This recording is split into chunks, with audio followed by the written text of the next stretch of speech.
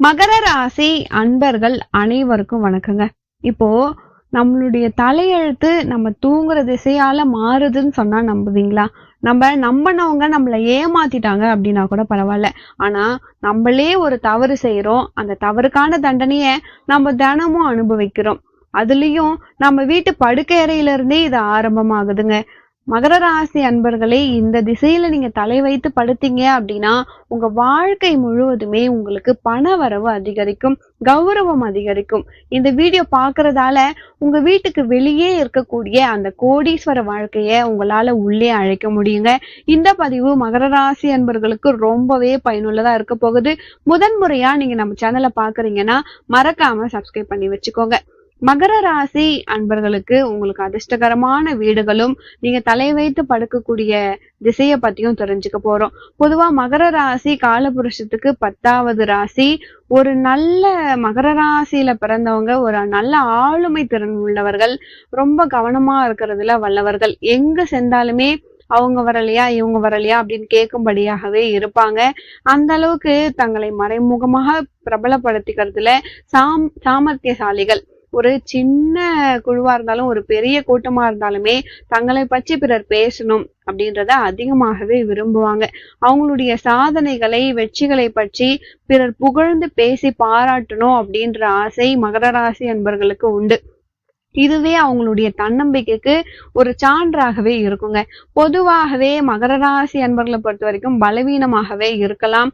எது எப்படியோ அவங்களுடைய பேச்சு திறமையால தங்களுடைய ஆதரவாளர்களை அதிகமாகவே வைத்திருப்பாங்க மகர ராசி அன்பர்கள். இவங்களுடைய பேச்சு கேட்கறதுக்காகவே நிறைய பேர் வந்து கூடுவாங்க. எப்போதுமே உற்சாகமா இருக்கணும் அப்படின்ற நோக்கத்துல டிப்டாப்பாகவே இருப்பாங்க. எப்பவுமே ஜோக் அடித்துக்கிட்டே இருப்பாங்க. பல நல்ல விஷயங்கள், நல்ல ஒரு மொழி புலமை சிறப்பாகவே இருக்கும். எடுத்துக்கிட்ட காரியத்துல ஒரு ஜீனியஸாகவே இந்த மகர ராசி அன்பர்கள் இருப்பாங்க. ஒரு நிபுணர் போல இருப்பாங்க. நிபுணத்துவம் அதிகமாகவே இருக்கும். எதையுமே வந்து பார்த்த உடனே அதுல இருக்க குறைகளை கண்டிப்பா சொல்லணும் அப்படின்றதுல இவங்க தயங்கவே மாட்டாங்க. பல விஷயத்துல ஜெயிச்சுக்கிட்டே இருக்கக்கூடியவங்க மகர ராசி அன்பர்கள்.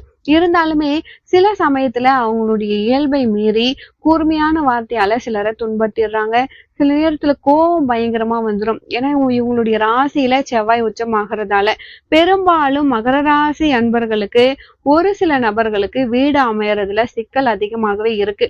தாயை விட்டு பிரிந்து வாழக்கூடிய நிலை இருக்கும். காரணம் மகர ராசி அன்பர்களுக்கு பாதகத்தை தரக்கூடியவர் செவ்வாய். இந்த ராசியில உச்சமடைகிறதால தாய் மீது அளவுக்கு அதிகமான பாசம் இருந்தாலுமே கூட இவங்களை பொறுத்த அளவுக்கு ஒரு மோட்ச திரிகோணம் அப்படின்னு சொல்லக்கூடிய வகையில இந்த மகர ராசி அன்பர்களுக்கு கேதுவின் ஆதிக்கம் இருக்கிறதால குடும்பம் அதிகமாகவே பாதிக்கப்படுது. பெரும்பாலும் குடும்பத்தை விட்டு பிரிந்து வாழ்றதுல இவங்களுக்கு பங்கு இருக்கு. அடுத்தது இவங்களை புரிந்து கொள்ளக்கூடிய ஆற்றல் இல்லை. பெரும்பாலுமே சரியான கலஸ்திர பார்ட்னர் கணவன் மனைவி அமையல அப்படின்னா இந்த மகர ராசி அன்பர்களுக்கு குழப்ப நிலைதான் மிஞ்சும். 7ஆம் இடம் கலஸ்திரஸ்தானமாகவும் அதே நேரத்துல வெளி உலக வாழ்க்கையும் இருக்கு. பாதி நாள் ஏற்றமும் பாதி நாள் சறுக்கல்களும் ஏற்படுறத உங்களால பார்க்க முடியும். மகர ராசியில இருக்கிறவங்க தன்னம்பிக்கை கொண்டவங்களாகவும் தன்னுழைப்பு உள்ளவர்களாகவும் இருப்பாங்க. வெளியில துணிச்சலானவங்க அப்படின்னு காமிச்சுக்கிட்டாலுமே உள்ளுக்குள்ள ஒரு விதமான பயம் இவங்களை வாட்டி கொண்டே இருக்குங்க. மூட நம்பிக்கைகள், ஆன்மீக ஈடுபாடு, பூஜை புனஸ்காரங்கள்ல ஒரு ஆழ்ந்த நம்பிக்கை வைத்திருப்பவங்க இந்த மகர ராசி அன்பர்கள். இதெல்லாம் வந்து தெரிஞ்சவங்களை எளிதில் ஏமாற்றலாம் அப்படின்ற விஷயம் இந்த மகர ராசி கிட்ட இருக்கு. அது போல இவங்க வந்து நேச்சுரலாவே நல்லவங்க. பொதுவா வந்து இவங்க ஒரு புகழ்ச்சிக்காக ஏமாந்துடுறாங்க. யாராவது புகழ்ந்துட்டாங்கன்னா அவங்களத கேட்டு இவங்க ஏமாந்துடுறாங்க அப்படின்னு தான் சொல்லணும். ஏன்னா இந்த மகர ராசி அன்பர்கள் ரொம்ப வெகுளியாகவும் இருப்பாங்க. பார்ப்பதற்கு வந்து கொஞ்சம் ஹைட்டா இருப்பாங்க. நீள்வட்ட முகம் இருக்கும். அதே மாதிரி டிப்டாப்பா இருந்தாலுமே கூட ஆடைகள்ல மதிப்பு மரியாதை மிக்கவர்களாகவே இருப்பாங்க. கடும் கோடையிலுமே கூட கொஞ்சம் நையாண்டி செய்யக்கூடியவங்களா இருப்பாங்க. எதையுமே பொருட்படுத்தாம ஒரு கோட் ஷூட் போட்டுக்கிட்டு தலையில தொப்பி போட்டுக்கிட்டு வலம் வர்ற மாதிரி இருப்பாங்க.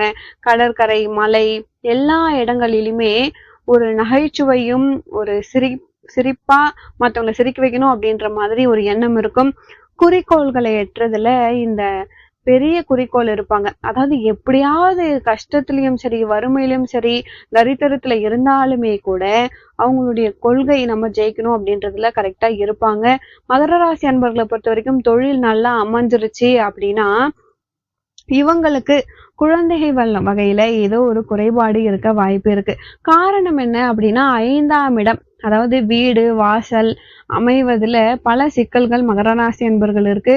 5ஆம் இடம் அப்படின்றது பூர்வ புண்ணியத்தினுடைய சொத்துக்கள் கிடைக்கிறதுல பல தடங்கள் இல்ல கிடைக்காமல் போய்விடும். அந்த மாதிரி 5ஆம் இடத்துல அமர்ந்திருக்கக்கூடிய பொறுத்த வரைக்கும் உங்களுக்கு கிருத்திகை நட்சத்திரம், ஸோ உங்களுடைய லக்னத்துக்கு 8ஆம் இடமா வர்றதால தந்தை வழி சொத்துக்கள் பெரும்பாலும் கிடைக்கிறது இல்லை. பெரும்பாலும் மகர ராசிக்கே கிடைப்பதில்லை. அதே போல சூரியன் கிருத்திகைக்கு அப்புறம் ரோஹிணி, ரோஹிணி அப்படிங்கிறது தாய் வழி சொத்துக்களும் உங்களுக்கு கிடைக்காம போயிடும். இதுவும் ஒரு விஷயம்தான். அதே போல மிருகசீரிசம் அப்படின்றது உங்களுக்கு பொறுத்த அளவுல வீடு வாசல்கள் இல்ல சுகமாக அமைஞ்சிரும். பெரும்பாலும் வாடகை வீட்டுல குடியிருப்பவங்க அதிகமாக இருப்பாங்க. மகர ராசி என்பவர்களுக்கு பாதகாதிபதியாக செவ்வாய் வர்றதாலதான் இப்படி இருக்கு. மொத்தத்துல நம்ம எடுத்துக்கிட்டோம் அப்படின்னா மகர ராசி அன்பர்களே, உங்க வாழ்க்கையில சகல சௌபாக்கியங்களை எல்லாம் நீங்க பெறணும் அப்படின்னா நீங்க என்ன செய்யணும்?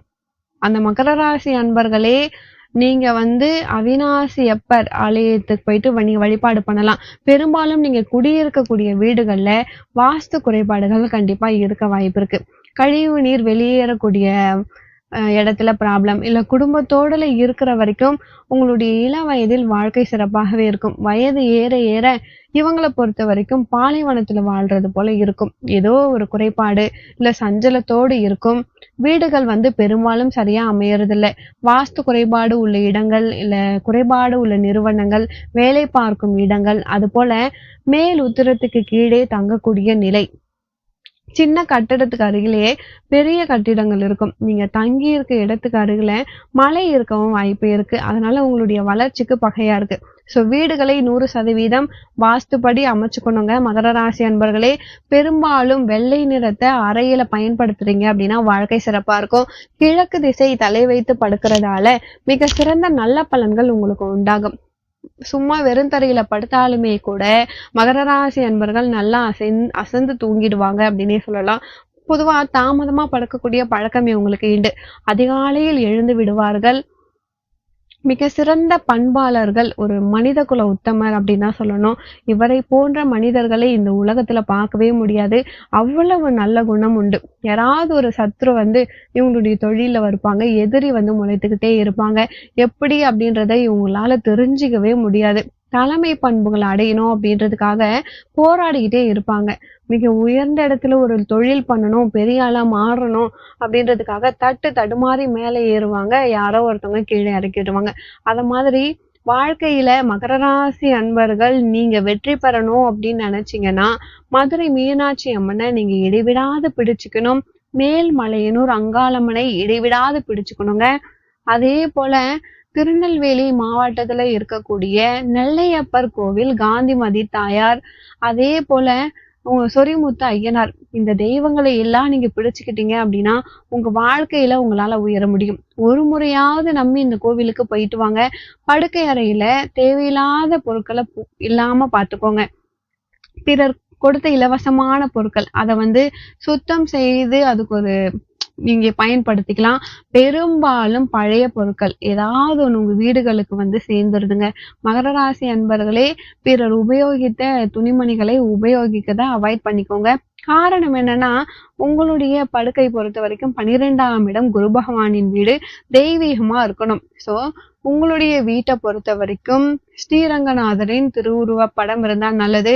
ஸ்ரீரங்கத்திற்கு செல்ல செல்ல சொந்த வீடு, குழந்தைகளுக்கு முன்னேற்றம், எல்லா பாக்கியங்களும் உங்களால சிறப்பாகவே அடைய முடியும். பெரும்பாலும் நீங்க தங்கி இருக்கக்கூடிய வீடுகள்ல நல்ல மனமும் நல்ல குணமும் நல்ல ஒளியும் இருந்தால் வாழ்க்கையில் உங்களால முன்னேற முடியும். சனி பகவான் உங்களுக்கு யோகத்தை தரக்கூடியவராய் இருப்பாரு. சனி இருக்கக்கூடிய இடம் விருத்தியை கொடுக்கும். மகர ராசி அன்பர்களுக்கு இப்ப இருக்கக்கூடிய சனி பகவான் நல்லது செஞ்சாலுமே அவருடைய பார்வை உங்களுக்கு 4ஆம் வீடு. சோ வீடு, வண்டி, வாகனம், குடியிருக்கக்கூடிய வீடு, சுகமான நிம்மதியான வாழ்க்கையில சின்ன சின்ன போராட்டங்கள் உங்களுக்கு இருக்கும். இருந்தாலுமே சொந்தமா வீடுகளை வச்சிருக்கவங்க உங்களுடைய அறையில யாருமே தங்க கூடாது. அதாவது வேற்று மனிதர்கள் இல்ல நோய்வாய்ப்பட்டவர்களை தங்க வைக்க கூடாது.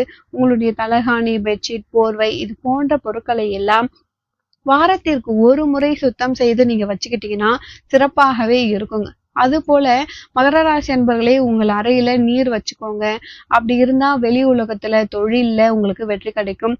ஒரு காப்பர் பாத்திரத்துல குடம் நிறைய நீர் வைத்துட்டு அதை எடுத்து அடுத்த நாள் நம்ம ஊத்தி செடிக்கு கூட ஊத்திடலாம். காப்பர் பாத்திரம் படுக்க அறையில இருக்கக்கூடிய இரவு நேர கிரக சலனங்கள், நம்மளுடைய எதிர்மறை விளைவுகள், எதிர்மறை எண்ணங்கள், தீய பொறாமை பார்வைகள், தீய கனவுகள் இவைகளிடம் இருந்து அந்த அப்சர்வேஷன் முழுவதுமா ஏத்துக்கும். அடுத்த நாள் இந்த காப்பர பாத்திரம் ஒரு மிக உயர்ந்த விஷயம், திடீர் அதிர்ஷ்டங்களையும் தர்றதுக்கு இது ரொம்ப ரொம்ப பயனுள்ளதா இருக்குங்க. மிக சிறந்த பண்பாளராகவும் உயர்ந்தவராகவும் இருக்கக்கூடியவங்களுக்கு இந்த வீடுகளுக்கு உங்களுடைய கட்டில் நீங்க குடியிருக்க வீட்டுக்கு பக்கத்துல ஒரு அம்மன் கோவில் இருக்கும். அப்படி இல்லைன்னா உங்களுக்கு அருகில் வாழக்கூடியவர்கள் ஒரு உயர்ந்த சிந்தனை உள்ளவர்களா இருப்பாங்க. ஒரு தொழில் அதிபரின் சொத்துக்கள் உங்க வீட்டுக்கு பக்கத்திலே இருக்கும். பெரும்பாலுமே மகர ராசி அன்பர்கள் மற்றவங்களுக்காக இறங்கி எதையுமே செய்து சாதித்து கொள்ளக்கூடியவர்கள். அவங்களுக்குன்னு வரும்பொழுது சோர்ந்து போயிடுறாங்க. இவங்களுடைய வாழ்க்கையில முழு நேரம் வெற்றி பெறணும் அப்படின்னா மகர ராசி அன்பர்களே, உங்க வாழ்க்கையில நீங்க ஜெயிக்கணும் அப்படின்னா சில விஷயத்த நீங்க தெரிஞ்சுக்கணுங்க. படுக்கை அறையில நீங்க 2 கட்டில் போட்டு படுத்திருந்தீங்க அப்படின்னா அதை எடுத்துடுங்க, ஒரே கட்டில் போட்டுக்கோங்க. குளியல் அறை இருக்கக்கூடிய படுக்கை அறை அவசியம் இல்லாம இருந்தா நல்லதுங்க. காரணம், உங்களை பொறுத்த வரைக்கும் வடக்கு வாசல் வீடு உங்களுக்கு ஒரு நல்ல அனுகூலத்தை தரும். பெரும்பாலுமே மகர ராசி அன்பர்களின் வீட்டுக்கு அருகில்ல ஒரு பிள்ளையார் கோவிலாவது இருந்திருக்கும், இல்ல ஒரு சின்ன கோவிலாவது இருக்கும். இதெல்லாம் உங்களுடைய வாழ்க்கை எதிர்மறை ஆற்றல்கள் நீங்கி மகிழ்ச்சியும் அமைதியும் உங்க வாழ்க்கையில பெறும்.